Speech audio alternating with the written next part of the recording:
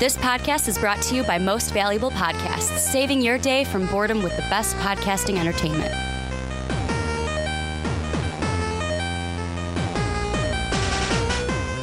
What's up, what's up? Real MVPs, Ricky Widmer here, along with not fellow Manchild Johnny Karlic, but my fellow Manchild Dave Oster. How you doing, Dave? Hey, everybody. It's going pretty well. It's a sad day, though, today. It is kind of a sad day. It's the end of an era, well, perhaps. Yeah, I would say the end of an era. End of really good movies. As we are coming at you, very special Rick and Johnny podcast.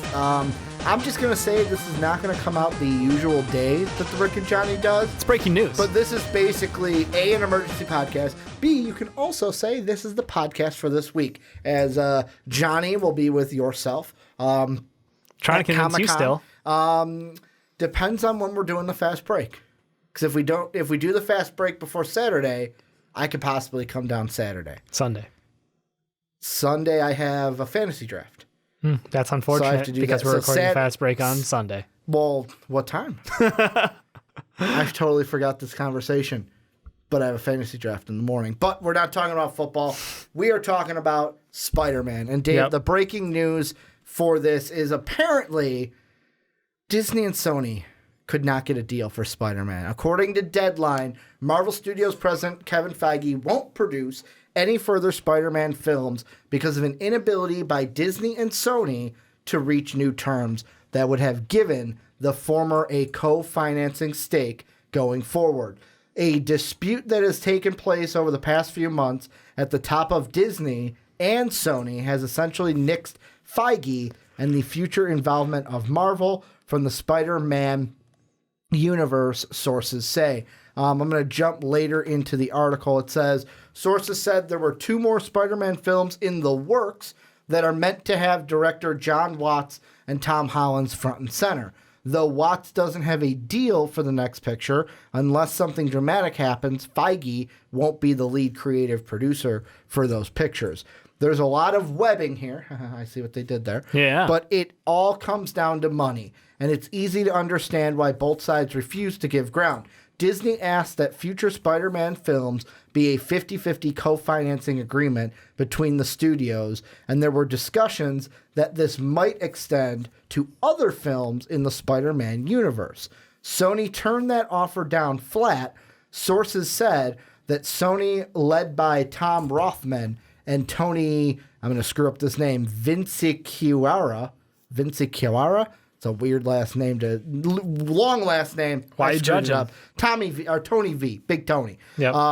Come back with their configurations, but Disney didn't want to do that. But Sony did not want to share its biggest franchise. Sure, Disney would be putting up half the funding, but the risk of how much you are going to make back in profit. Disney wasn't all that interested in continuing the current terms, where Marvel receives in the range of 5% of first dollar gross, sources say. So, Dave, before we get into the nitty-gritty and that money stuff is going to come back up, what was your initial reaction? Because we got the news via Pete, unless you saw it before that. I got it via Pete when he texted us. What was your thought when you saw that text? Oh, Spider-Man is not going to be in the MCU no more.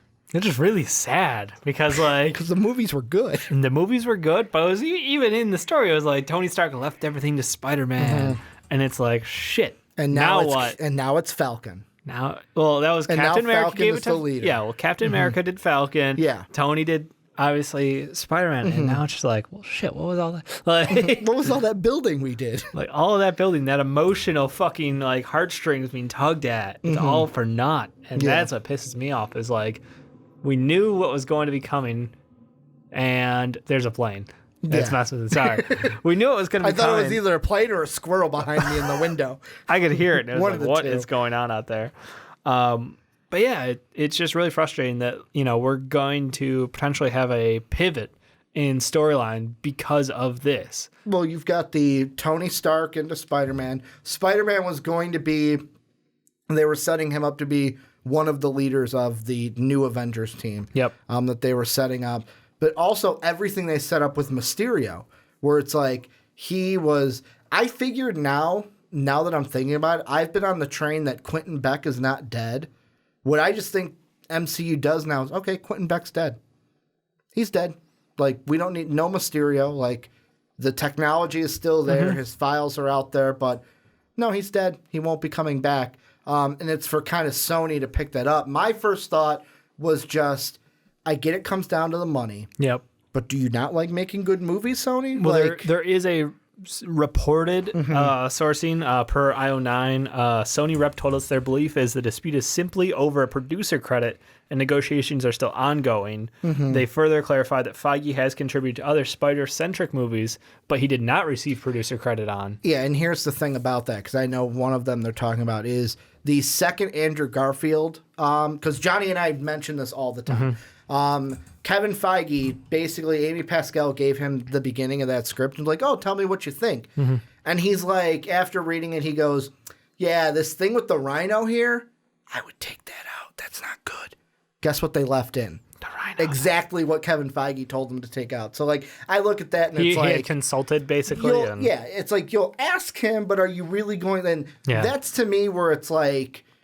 The Sam Raimi movie, I said this on I was streaming at the time. I said this, Demon King was pretty much the only one that heard me because he was the only one chilling with me. But I had said on the stream, like, the Sam Raimi movies I liked. But we were like teenagers. So it's like it wasn't hard to, ooh, Spider-Man. I was happy. It was a truer to comic vision version of Spider-Man. I think it more critically favored. I think the hardcore fans favor it as well. The Andrew Garfield, though, ones were, they weren't bad, but the MCU ones were so much better in my mind. Yeah. Where I remember, like, Homecoming to me, I was like, yeah, you really loved Homecoming. Well, I thought it was okay. I really like Spider-Man, too. Yeah. And that comes into it also, where, like, the Amazing Spider-Man movies, I didn't get that same kind of a pull. So that's Peter Parker wasn't Peter Parker in those movies. That's what kind of hurt it. Like, Andrew Garfield was a good... a dickish version of Spider-Man. A dickish version. He had the wit. He had the New Yorker, over the top accent, which came and went a little bit. Thanks, Andrew. It went. Yeah, whatever.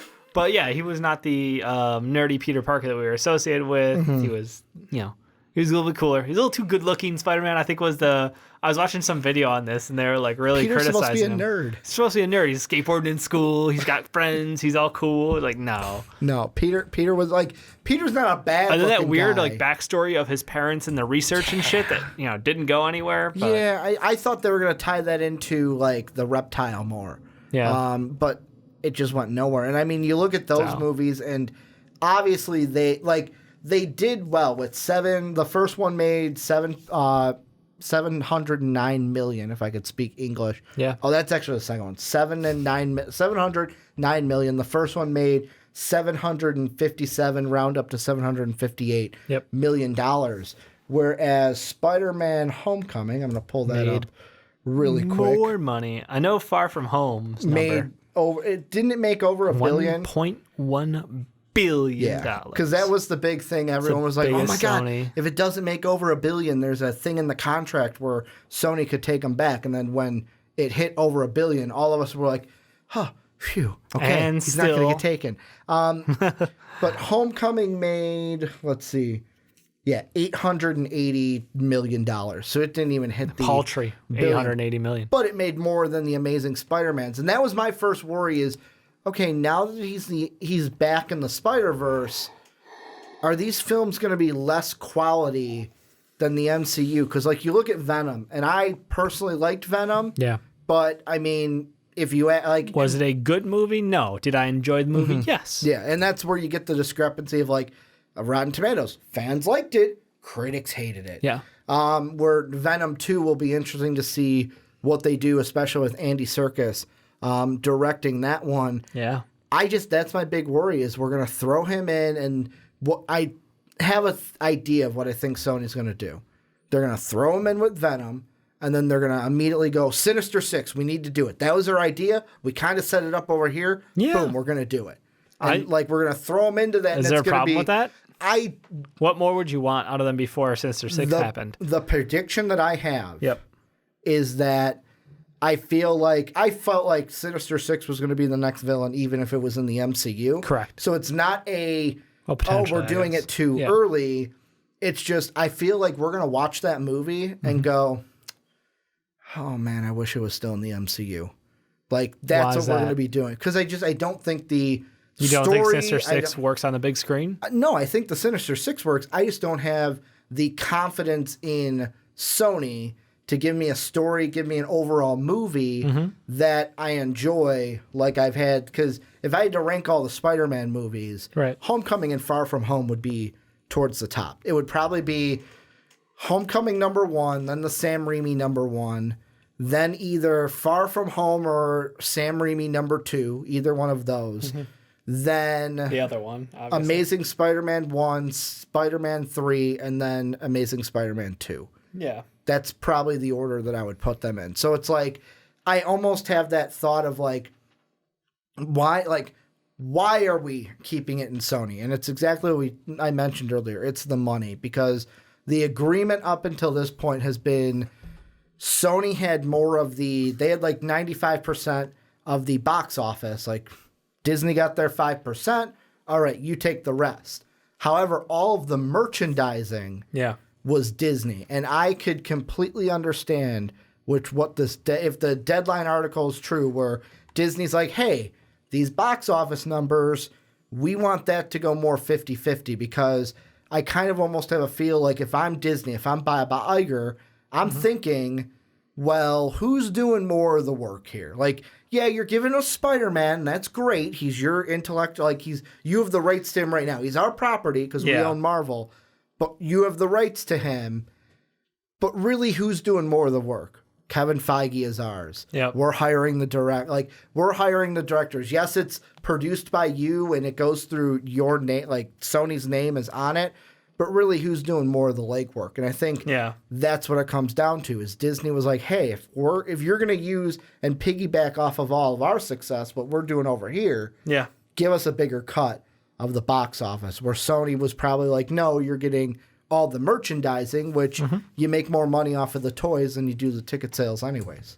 I understand it's not fair, but at the same time, Sony owns the rights to the character. You got to play by those rules. You can't have, Night Monkey movies over here in the MCU. It's not going to happen because they own the entire property. They own everything about them. So I think Disney at some point's going to have to, they're still negotiating. I know this was a public thing that came out, but it's not over till it's over. I think at some point they're going to find a middle ground. Here's something that I'm going to ask is, so it says sources throughout the entire article. Correct. Do you think Disney's the one that leaked it? Oh, yeah. Because it's a win for Disney. This is a play for Disney that, hey, if we create enough commotion with the fan base, Sony's going to see that as maybe a negative. Like, oh, we may be losing money on this because, I don't think there's going to be a boycott of Spider-Man. I don't want to go that far, but I wonder if it's like, hey, let's see if we can get the fan base riled up to kind of push them in the right direction to keep him over here. Because one of the questions I was going to ask you is, you are now, Amy Pascal is fired. I have just fired her. She's out of the door. Dave, you have been hired to be Amy Pascal for Sony. You're the head of these Sony movies. You get to choose what movies are being produced and what ones get made in the future. Yep. Let's say you don't make a deal with Disney. That's off the table. You can't make that decision. Okay. What movies do you make? Now that you have Tom Holland in the Spider-Verse of movies, where do you go? What's your plan? Do we continue in the existing universe? It's your choice. You're Amy Pascal. Dang. The only things I would say that can't be changed is that Morbius is happening and Venom 2 is happening. Besides that, those two are already in filming, or so Venom 2 is already in the production of they hired a director, finalizing the script. Morbius is also in that vein where they're further along. So I would say those two movies, for the sake of argument, we'll say those two are happening. But you can, if you wanted to add them to Venom 2, you could. But besides that, you can go anywhere you want. What would you do with Spider-Man?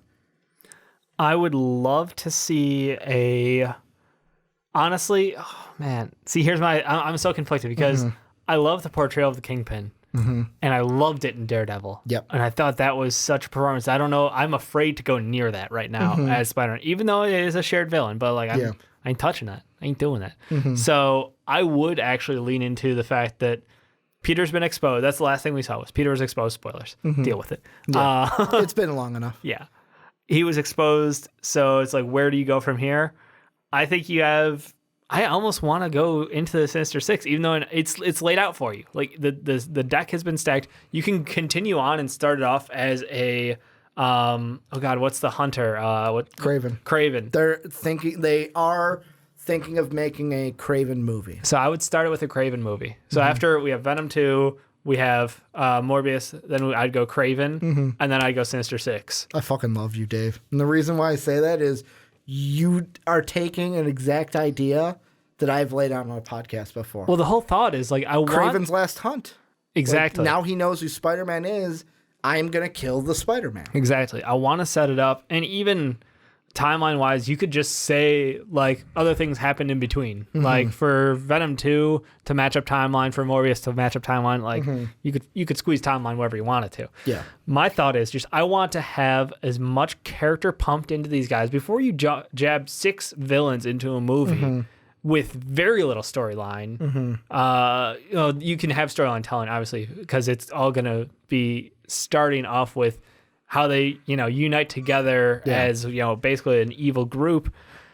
I just want to have Craven on the big screen. I think that'd be fantastic. And then that Sinister Six movie can start off going straight at it with having the Green Goblin as like the start of it. So you want to go Green Goblin route instead of maybe like a Doc Ock route. Because what we have, and this is if you haven't seen it already, you're new to the channel. Yep.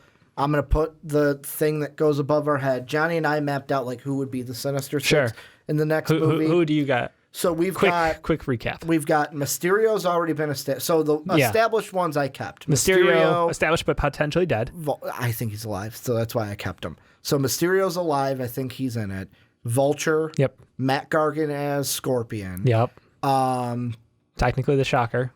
Technically the Shocker, you could say. But you could potentially in him out. I don't think I included There's like a side role. I had those 3. Yep. Doc Ock for sure. And then who are my last 2? Chameleon was also one they were talking about because that Dimitri guy who like was in Far From Home. He like drove the van and stuff. The guy with the black beard. He had the same name as the Chameleon from the comics. But really all we have is 3. We have 3.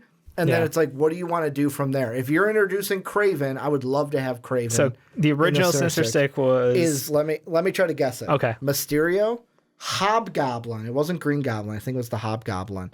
Then you had Electro, Vulture. So Mysterio, Goblin, Electro, Vulture, Doc Ock, Craven. I think that was the original 6. No. What is it? Doc Ock, Electro, Craven, Mysterio, Sandman, Vulture. Oh, that's right. Sandman. It was Sandman, and then he got replaced by either the Green Goblin or the Hobgoblin. But yeah, what would you add it? Because like Craven, we would add in there. Craven would be part of it. But other than that, like you could introduce the Green Goblin and have him and Doc. Like I feel like you got to pick Goblin or Doc Ock. I don't think you have both, in my opinion. But you could.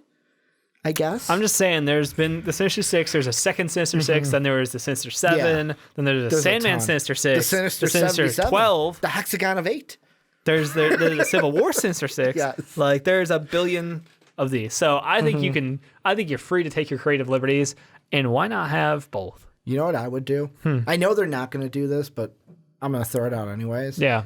First movie with Tom Holland for Sony. Yep. You do a Spider-Verse movie. So what you do is we're going to have 4 Spider-Men on the main screen. No. Just let me throw it out there. Okay. You bring back the original 2. So you've got Tobey Maguire and Andrew Garfield in it. You get Tom Holland because he's obviously in it. The 4th one, and this one's a question mark because I don't know if you'd want to do this, but I think it would be cool if it was done right. Gonna cast Miles Morales? Where it starts off animated with his universe and he gets sucked into the live action. And we get a live action Miles Morales. Or vice versa. Yeah. We suck Tom Holland's working on his voice acting. He's going to be in Onward. He's going to be in that spy movie with Will BT Smith. Dubs, Into the Spider-Verse, Sony production. So I'm just saying... I think it's more. Do we suck them into the animated film? I'm just saying, as far as quality goes, that movie was goddamn incredible.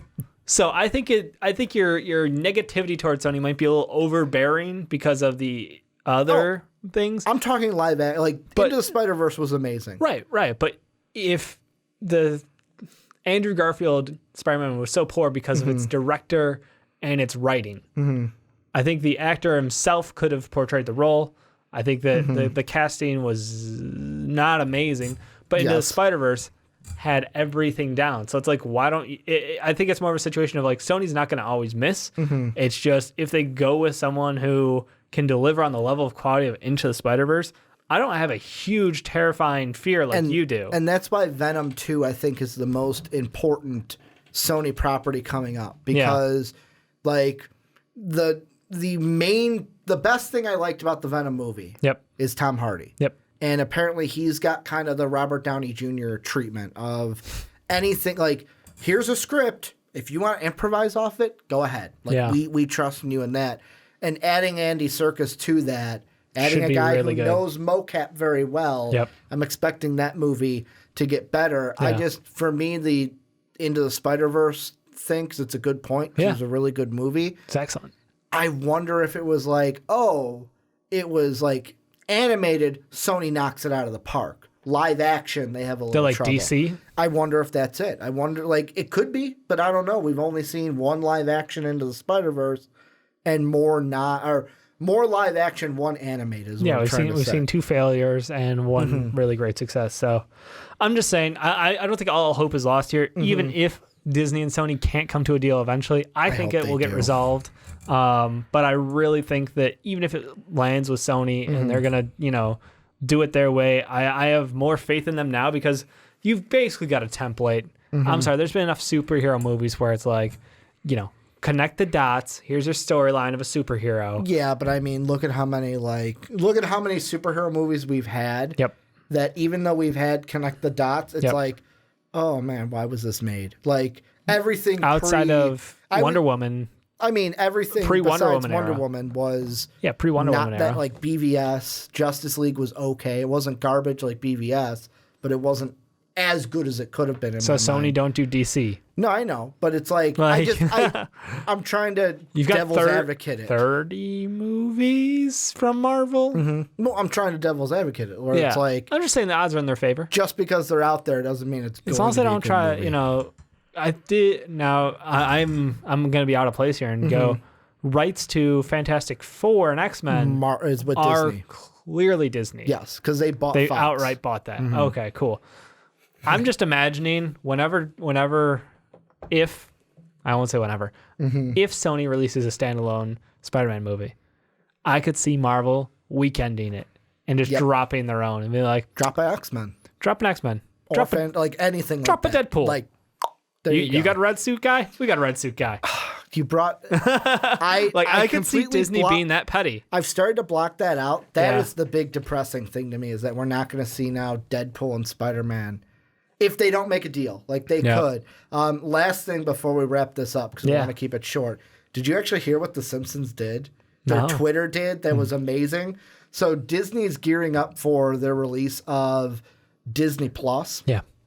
And on Twitter, they had a bunch of different things where like the different Disney posted a gif of Robert Williams as the genie packing. It's like, is everyone ready to make the move? And Pixar's like, well, what if we do this? And Marvel's like, wait, we gotta pack the Quinjet and everything. And then Star Wars is like, hey, if you need some extra heroes, we got the Millennium Falcon here. And Disney did, it's barely 9 a.m. and we already found Dory, because Pixar was like, but wait, we lost Dory.